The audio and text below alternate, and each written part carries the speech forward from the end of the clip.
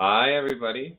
Welcome to the next session of part of the Patient and Family Conference here for CancerCare Manitoba 2024. We are about to hear about financial and practical support, so the cost of cancer on the whole person. So my name's Ian. I'm going to be moderating us. I'm moderating the sessions for the rest of the way today. And I'm so happy to have Meg Pfeiffer-Brandt about to join on stage. She's my colleague in the Psychosocial Oncology department, and she's very happy to be joining us today to talk about this. So I'm going to hand it over to you, Meg, and people can put Q&A in the chat, and I will come back towards the end of your presentation, Meg, when we're ready for that. Okay, sounds good. Thank you. Hello. I'm just going to get my presentation up. Welcome here. So my name is Meg Pfeiffer-Brandt, and I am going to talk today about the cost of cancer on the whole person. Um, just a little bit about myself, no biases, but if we really think about it, are we completely unbiased? Not really. Um, and here are our learning objectives for the day. So we want to help to understand the difficulties of a cancer diagnosis, learn about travel accommodations, transportation services, things like that for treatment. Acknowledge that Manitoba is a diverse population and we have many people coming from all over the places for cancer treatment. And we also want to acknowledge how cancer affects support folks and families of those who are going through a cancer diagnosis. So, a little bit about myself. I am a registered social worker. I also have personal experience with a family member and cancer. And I am a psychosocial oncology clinician, which really is just a fancy word for a cancer counselor. So today, just going to talk about how this happens. You have cancer, you get a diagnosis. Now what? Right? All of these questions happen. What's next? How is this going to affect my family? How will this affect my life? What will happen to me? And how am I going to be able to work if you are already working? So, the Canadian Cancer Society surveyed people going through cancer. 90% of them found that a sudden diagnosis of cancer would impact their families significantly. And 63% from the same survey felt that the financial burden would negatively affect their mental well being. So, we're going to talk about the full well being and how cancer affects us and affects people, particularly in that financial piece. Um, so this is like a little view of what it's all the different needs of people, just in regular life. These are the different domains of kind of what make up a person, and we're going to talk about each domain and how each area is affected by the financial burden of cancer. So this is just going to be a nice little visual for us to use. And every body is different when it comes to cancer. Every mind is different when it comes to cancer. Everybody experiences it differently. And that's one of the things. Cancer is so very unique to the individual. And in terms of treatment, in terms of mental load, in terms of where you are in your life and what might be happening, what types of what types of situations and circumstances that you find yourself in. So we're going to talk about the first part, which is our physical aspects of our bodies. So that is the physical distress of treatment. We all know that treatment is going to be difficult. It is going to be taxing on your body. Now, some people are able to work during treatment, depending on what type of cancer you have, and some people are not able to work while on treatment. Um, and that's where we're going to go into our practical part and talk about the different places that we can find financial supports while you are not working and receiving treatment. Another thing to think about as well in the physical domain is nutritional support. Do you have food security concerns? Is it difficult to get to? Do you maybe require having just boost or having nutritional supplements like that, ensure different things like that, because maybe your food intake isn't going to be the same as it was before cancer. And now, after cancer, perhaps depending on what type of cancer you have, you're needing to take in a different type of food. So, that's where we have places like Winnipeg Harvest or even your local food banks.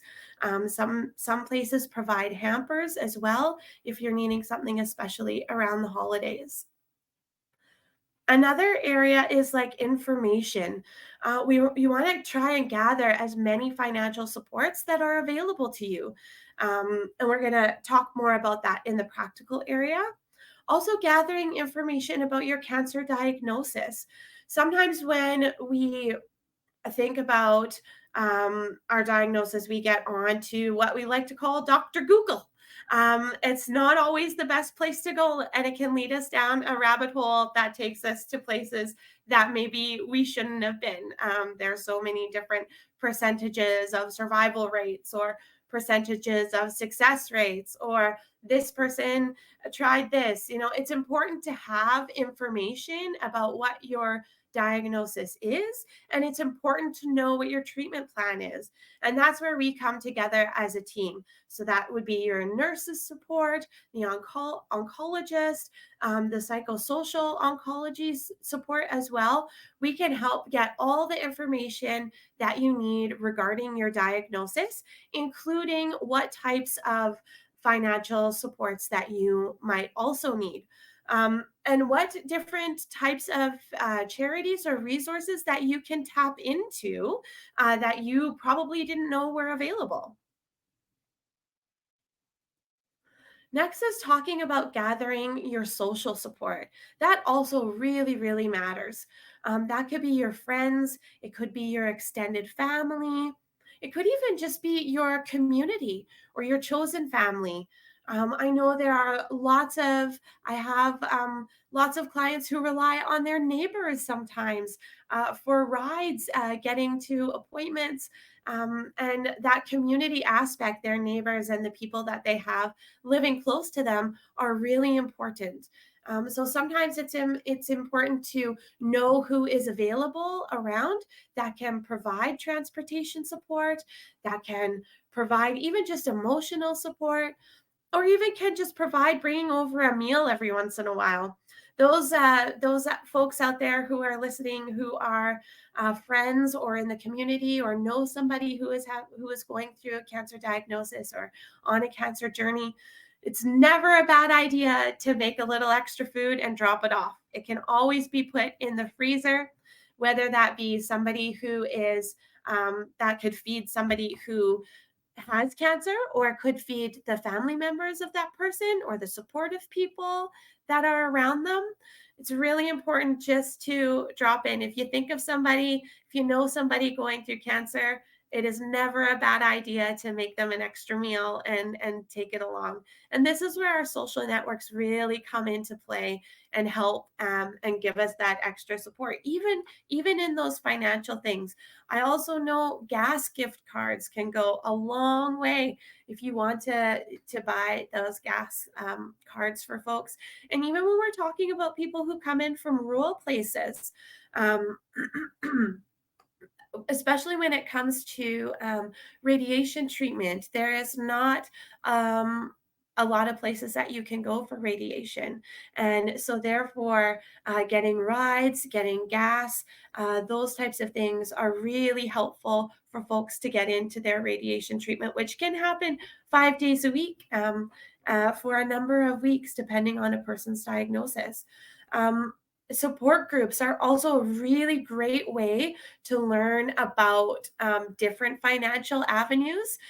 Sometimes there is something in a support group that we don't know about, even as PSOs, even as clinicians. And it's really great to learn about those new things, which is why our support groups are really helpful within CancerCare to kind of do that networking, gathering information from other people. Our next one is about, emotional support. Finances influence our emotions. That is definitely something that I think everybody can attest to, no matter whether you're going through a cancer diagnosis or not. The emotional toll of providing for your family, of taking care of your kids, maybe even taking care of your parents if you're looking after them. You have older parents, you're also going through a cancer diagnosis. So knowing that that financial burden can also be a burden on your emotions. Know that your fears are very real, they're very valid. There can be also a lot of frustrations in filling out paperwork and the length of time it takes to fill out paperwork and even wait for those benefits to start coming in, whether that's CPP disability, EI, employment insurance disability. Those types of things can take some time to come in. So we want to recognize that that plays an emotional toll on a person's body as well. And that's where, a psychosocial oncology clinician can help. Um, we can help in getting the forms to you. We can support you in helping to fill those out. And even getting, tapping into your social network as well, asking your family, asking your friends to help you fill those out. Can be really helpful in getting your benefits, which is really important. And a lot of times people don't know actually what is out there and what type of benefits are available to you. So that's why we're going to talk a little bit about that in the practical area. It's also really important to think of what your spiritual or your beliefs are, your value system. Your values really matter.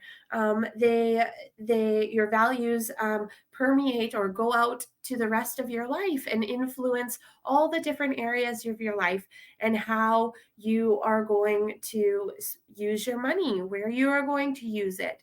Um, uh, and how that is going to affect you. And it also, that spiritual support can help us to get through treatment. Maybe even just, having music, having somebody there with you if you need somebody for prayer, if you need somebody for ceremony. How are those things healing for you? And how you can tap into those things. Again, asking a psychosocial oncology clinician, a cancer counselor can really help to connect you to those areas. We're really good at connecting. We're kind of like that middleman in being able to show people the different places that they can tap into. Also, leaning into those personal beliefs can really help to ease the burden of your cancer. And also to recognize that changing beliefs is normal too. A cancer diagnosis is absolutely life changing, and it can change your worldview as well. I know Ian was talking a little bit about how after cancer, life doesn't go back to being the same. It can go back to being very different, and suddenly you realize you're a different person, and that can mean that your spiritual beliefs and your values are changing as well. So, what does that look like even after cancer? Um, and recognizing that these things will stay with you for a long time, and that's okay. And we're here to help to support you with that. So here are just a few screenshots of some practical areas where you can get financial support. Something that is really important is to look up, get your benefits. So this is through the Manitoba government, and it's a PDF. So it is a pamphlet that you can look at online, or you can pick up or print out, and it shows you all the different areas where you can get benefits, where you can tap in to governmental supports for financial help. Um, it's really great to look at what's available to you. And one of the first things that we often say for people is to have your taxes done. You can tap into so many different resources when you get your taxes done. So if you are unable, or if you haven't done your taxes in a while, that's okay. Sometimes we don't do it, and that's all right. There's lots of other stressors going on in life. Maybe you're caring for somebody, maybe you're just going through a really rough time. There are free tax clinics. So getting into one of those free tax clinics can help you to get your taxes done. That can open the doors for so many different financial supports, including CPP, disability, which we got here. So that's the Canada Pension Plan disability benefits. There's two types. There's long-term disability. There's also terminal disability as well. And then EI, employment insurance disability. What does that offer? So it's important to get your taxes done so that you can get into those avenues as well. There is also, which I don't have on the screen here, is compassionate care. You can also get EI supports for compassionate care for people who are caring for those at the end of their life as well. That's also important to remember. Um, Another area that you can tap into for financial supports is the travel and accommodation. Sometimes, especially if you're living in rural Manitoba, Manitoba is a big province, and sometimes you need specialized treatment, and you might have to come into Winnipeg for that treatment. So there are a few different places. There's Wheels of Hope, which is with the Canadian Cancer Society. That one generally tends to work within Winnipeg. So if you live in Winnipeg and you don't have transportation, and quite frankly, thinking of taking the bus while you've just finished taking chemotherapy treatment might not be one of the best things to do if you're not feeling so good. So there's an organization called Wheels of Hope that will pick you up at your house and take you to your appointments at the various hospitals around Winnipeg. They can be really helpful. If you're living rurally and you need rides, there's also different cancer societies, local cancer society organizations. Find out what those are for where you live. I know that in Portage la Prairie, there is the Prairie Cancer Society in Steinbach. There's the Southeast one. These are great resources in helping to get you to appointments if you're needing them. There's also an organization called Hope Air. This organization is really wonderful in paying sometimes or providing accommodations. They can find you a hotel room. For instance, if you have to stay for a few days for treatment and you live outside of Winnipeg and you have to come into Winnipeg, maybe even if you're coming from up north in Churchill. Hope Air is a really great resource to help pay for your accommodations. And sometimes they can also pay for airplane travel if you're needing to go to another province for treatment as well. Hope Air can be accessed, I believe, on your own. You can look up, you can contact them. They're very helpful, very wonderful in helping you to get organized. You can also, again, contact us, our cancer counselors, our psychosocial oncology. We can apply for Wheels of Hope for you for getting those rides to cancer treatment. We can also apply for Hope Air for you as well. And another really fabulous organization is the Never Alone Cancer Foundation.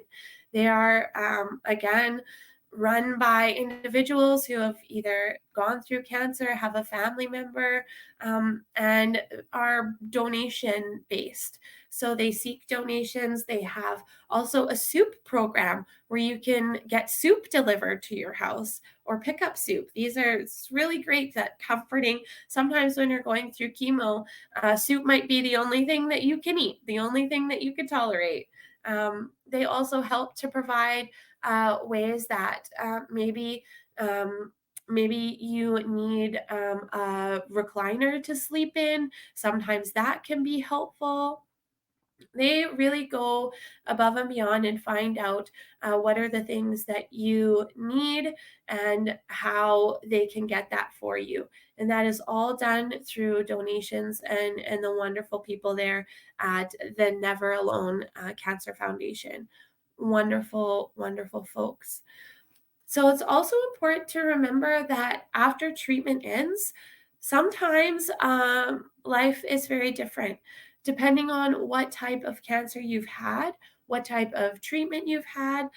There could be areas of your body that look and feel and behave very differently.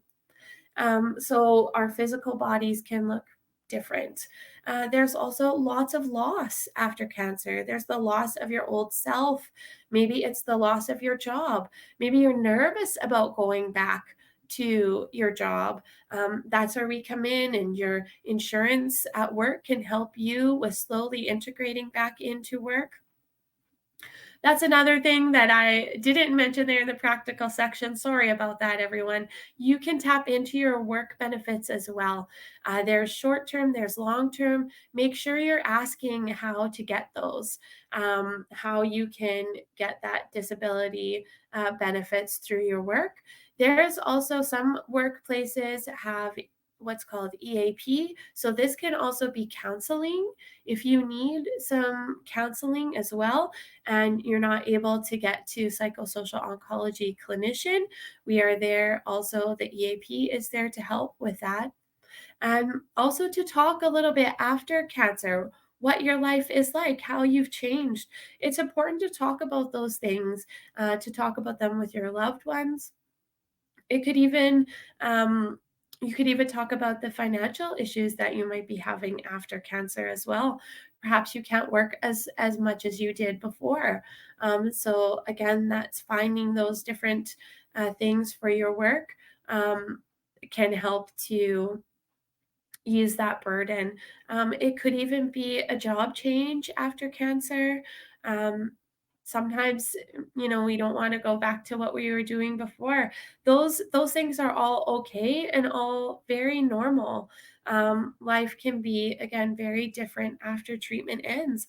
Life, you're so focused on getting to all of your appointments, seeing your oncologist, while trying to deal with the daily things that need to be done, such as house cleaning or caring for children if you have children, caring for older parents if you have older parents, caring even just for the younger people that are in your home.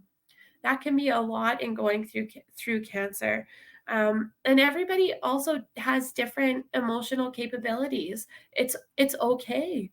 It's okay to ask for help. It's okay to go out to your social network. It's okay to reach out to CancerCare, and we can start building that support network with you. We want you to remember that you are not alone. It's important to also check with where you do your banking. Sometimes they have insurance on your mortgage or your credit cards. That can also be helpful. And yeah, just remember to keep that in mind. That there's a whole bunch of different things. Also, talking to us here in the psychosocial oncology department can be a really great way of connecting you into the various resources that are out there. That's one thing too, is we don't really talk about it a lot as a society. What happens if we do get cancer? And there's a lot of people who are affected by cancer, or and you probably know somebody who has had cancer. It's might not be personally affecting to you, but maybe it's your larger community. So again, it affects a lot of people. There are a lot of ripple effects when you receive a cancer diagnosis. So I just wanted to have, a few take home messages. You are not alone. It can feel very isolating. It can feel like you are. And that's where we really encourage you to tap in to as many supports as possible. There is help. And we love to help. We love to help get you into those places where you can get financial support. It's really important to connect with your healthcare team. We can do that as psychosocial oncology clinicians. We can talk to your nurses. We can talk to the oncologists. We can all come together to create a supportive environment for you if you're feeling a little bit left out or a little bit unsure of where to go. Changes will happen. Your treatment plan might change. Um, Different things might change. Your changes in community might happen as well. Excuse me. Those are normal. And sometimes things, it's okay to let those changes happen. We're there also to help you connecting with a PSO, a cancer care counselor can be really helpful in dealing with those changes and in learning about what things are out there and available to you. So I think that's all I have on here. But I think next we're going to be able to take some questions. If anybody has any questions. Um, Hi, Very Ian. cool. Hey, Meg, well done. I enjoyed your presentation quite a bit. Great. And others did too. That questions have been rolling in the whole time, Meg. So we will do what we can with the 10 minutes we've got. For sure. Um, and there's a question there that just came in that I haven't approved yet. But oh yes, what is a PSO? So PSO stands for what, Meg? That's an easy starter. It is. It's a psychosocial oncology clinician, which really is a fancy word for a cancer counselor, basically. Yeah. And Sarah just put a message in the chat about resource links that can be found under resources, which is that little folded piece of paper tab on the right side of your screen. So you can check that part out too. So Yeah. yeah, Mhm. one of the early questions we had, Meg, I'm hoping you could take a crack at was sometimes these wage loss replacement plans, which is basically like income support when you have to leave work or need a government form of income or from your insurance company that you have through your workplace or through a private plan that you purchased. Sometimes if you get approved for one, another one will kind of claw back the benefits that you have already. So is there anything that can be done about that? Like, what are your thoughts on that, Meg? That is a really tricky one. Yeah, that can happen. And I have had that happen to some clients, and that's again where we come into the Never Alone Foundation or reaching out to those other, even disease specific, like cancer type specific charities can also help with that. But yeah, that tends to be something that happens. And again, that's something that we definitely wish that we could change. Sometimes they can, yeah, especially those government ones can happen. Or sometimes you can start out with your work insurance, but you should generally your work insurance will let you know when that is starting to run out, and then you can apply for the government insurance, and then they step in kind of underneath. Yeah, and it seems like talking to one of the psychosocial clinicians at CancerCare, which we are two of them, can sometimes be helpful to know if they're which program to apply for first, or what might be Yes. some advantages or disadvantages. And sometimes there's no choice about what you have to apply for first. Frankly, most Yeah. of the time that's the case. But yeah, Usually, um, we would say yeah, first apply for your work benefits, like if you have any long-term, short-term disability work benefits, and then the governmental benefits. absolutely. Yeah, there was a question about the disability tax credit, Meg, Mhm. um, and some people aren't routinely told about that. And there's often a lot of questions about eligibility for the disability tax Mm. credit. Um, yeah, can you give some comment with regards to that, Meg? For sure. So that is a Manitoba instead of a federal. So CPP and EI, those are federal ones. The disability tax credit is a Manitoba one. You could get a PDF from us. I always have them. So if you need one, I can definitely email it to you. So you need to fill it out, and there needs to be a certain areas of a life of your life that are affected. So if you are needing somebody to help you with dressing or personal care, those types of things, you can tap into that tax credit. So, and it's a one time lump sum, and you do have to get a doctor to fill that out. So that also is helpful. So it can be any doctor, it can be your oncologist, it can be your GP, nurse practitioner, even I believe can fill out that part of the form as well. Thank you for that, Meg. There's a question here about complementary therapies not being provided funding, and complementary or alternative, integrative cancer care is often the term that I choose to use now. Integrative medicine, and a lot of people have found those to be very useful for their recovery and for their treatment, such as acupuncture or physiotherapy. Any movement towards supporting those therapies, and any insight into that, Meg? Yeah, I don't have that right now. The only thing would be if you're using like your work benefits for physiotherapy, ones like that. Sometimes they'll even cover acupuncture. Sometimes you can even get, like, if you don't have a specific physiotherapist or you're going to athletic therapy, maybe, because sometimes that can also be helpful for joint issues that might happen from chemo.